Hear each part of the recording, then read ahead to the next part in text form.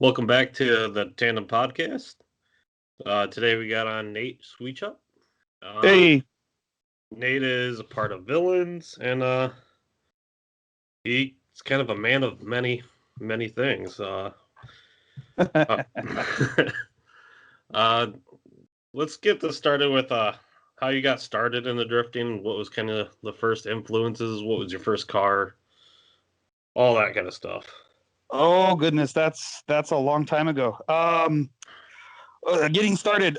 First influences. God, the internet. Honestly, I was a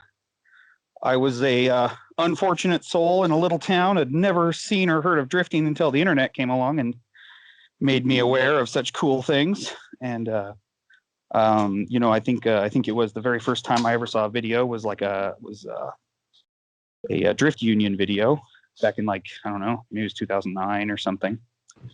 And I saw that and I was like, oh, they're just rigged. Cause like, if you're into cars coming out of high school, you see Formula One and rally and stuff. And that was cool, but like, there's no way you're ever going to do anything like that. But, a drift union video, I think it was Facebook probably is where I saw it, comes along, and all of a sudden, you become aware that, like, oh, just normal people can do this. This looks like fun. I want to do this. This looks amazing. So yeah, that happened. And I found an 86 Corolla on Craigslist for $500 and went and bought it. And actually, I ran into the guy who sold it to me recently. That was a funny story. But bought a Corolla and then proceeded to do everything I shouldn't have done, because you know how the internet is. When the internet is your inspiration, you look to the internet to, what should I do to my car? And this is what other people are doing. I'll do it too. And so, 2 years later, that wasn't that long, but I didn't start like really, really driving for at least 2 years after I bought that car. It's just one of those things where you see something that someone else is doing and you go, fuck, that looks like fun. I want to do that. And one thing kind of led to another. Yeah, that's kind of how it usually goes. It's either you get into it or your friends, or you see it or something. And with me, it was peer pressured in my friends because I wanted to do, before it got popular, I wanted to do like the time attack stuff and some of the, like, the road days. But then I was like, oh, everybody's getting drift cars. So yeah, that's what I gravitated towards because everybody had it. So you got to go with your Well, yeah, friends. it's But it's one of those things where your friends, like, at the end of the day, I don't care how cool your car is, I don't care how fast you are, I don't care about any of that shit. If you're by yourself, wherever you are, if you're all by yourself, you're not having any fun. You'll have fun the first time you drive it, but 2 days, 3 days, a month later, you're like, okay, this is kind of boring. I'm here by myself. Friends is what makes everything. If you don't have friends doing what you do, you're not going to do it for long. yeah, of course. So did you get another car after the 86? Oh goodness, I probably went through. Oh, oh yikes! Now that's a battle. How do I put this? I probably had, I think, the most was at one time, I think it was probably like 6 or 7 different Toyotas. 86s, TE72s, Cressida, things like that. I had a little army at one point, and was having fun with all of them. They all died various ways, crashes, burning out, any kind of number of things. The 240 that I drive now, actually, or S13, whatever you want to call it, Yeah. was kind of by accident, honestly. I was cruising a back road. I'm from a very, very small town, like less than 20,000 people small. Yeah, you're from, what was it, Walla Walla? Yeah. Well, Washington? that's where I've lived for the last 10 years. Before then is a much longer story, which we don't need to get into here. But Perfect. I just had driven by someone's house and it was parked in the back, and I was like, hey, what do you want for that? And I think they wanted $500 for it. And me being the cheapskate that I am, I think I waited like 2 months before I actually paid them because I didn't have any money. And I bought that car, and it sat, I think, for a year. And then I think it was 2010 that Dai Yoshihara started driving a S13 like really well in FD. And because remember, internet is everything when you're getting started. And so I was like, oh fuck, I got to do that. So I like cruised the, what's it called? The Craigslist? The Moto IQ page to how to build because obviously they knew what they were doing. So I just kind of copied their car, the Dai Yoshihara car. Okay. And I just copied that because I didn't know any better.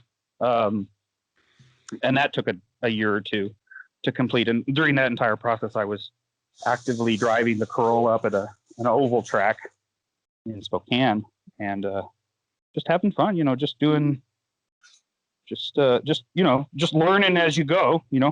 The only way you learn is to go do.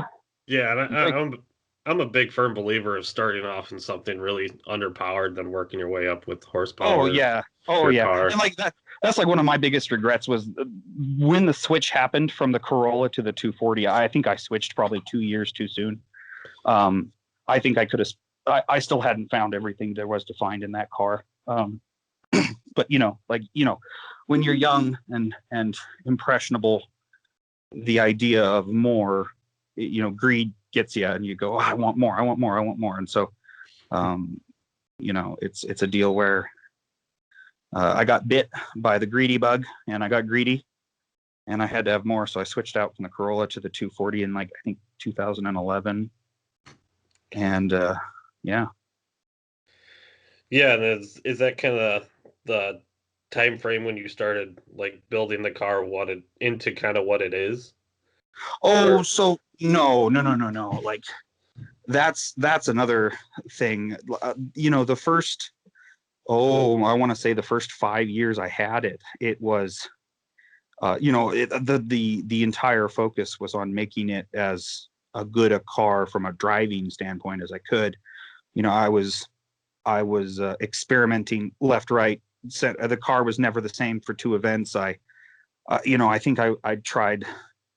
I tried making my own steering setup, and I tried making my own this and that, and to be honest, most of it was garbage. I bought some stuff from some people. Some of it worked, some of it didn't. It was the first 5 years. There was no attention paid to the aesthetics of the car. It was all about, just learning about what it takes to field a car, because there's a lot to it.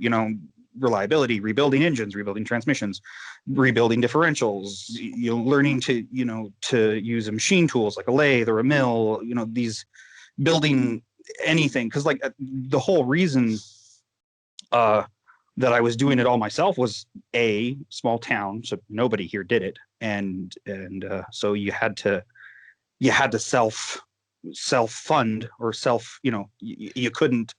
you couldn't do it on your, I was delivering pizza for an evening job on top of working at a performance shop, building drag racing Volkswagens. And so, you either did it yourself or you didn't do it. And so it was all just a process of elimination, of learning how to do all that stuff. Cause I didn't come from a motorsport family or nothing like that. I mean, there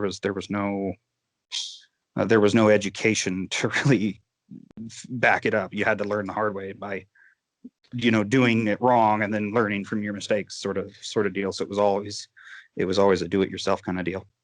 Yeah, and I think that's a big part of when it comes to building a car. It's a lot of trial and error, and especially when it comes to setup wise, is you got to figure out what is the best setup for you. I mean, and that's always good, especially in the sport, because you can kind of feel your car out when it comes to some of the things that you do to it. And the biggest thing that I know some people say the biggest thing when it comes to it is a seat and maybe a little bit of a steering mod, but even some of doing subframe bushings and everything on that, it really does help, and you can honestly get a better car. And the thing too to keep in mind is my lack of experience drove a lot of my decision making in the early days. Now that I'm a little older and a little wiser, your entire philosophy evolves completely from where you were when you began. In the beginning, I thought that more power was a good deal. Today I realize it's not necessary in the slightest.